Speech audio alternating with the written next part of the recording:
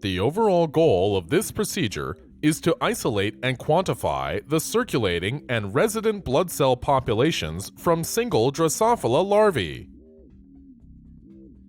This is accomplished by first gently bleeding the circulating hemocytes through defined incisions in the larval body wall. The second step is to release the population of resident blood cells from the hematopoietic pockets located between the larval epidermis and muscle layers, which requires scraping or jabbing using a needle or other dissection tool. Any hemocytes remaining in the larval carcass are counted, and the released blood cells are imaged on the glass slides where the larvae were dissected.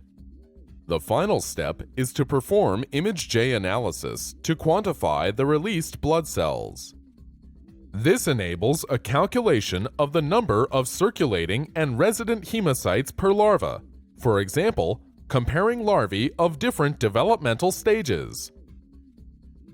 The fruit fly Drosophila melanogaster has been an excellent model to understand general principles in immunity and blood cell development.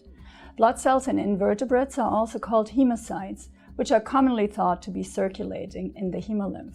However, at many developmental stages and in the adult, a large portion of hemocytes are actually found in sessile clusters that are resident in certain tissues.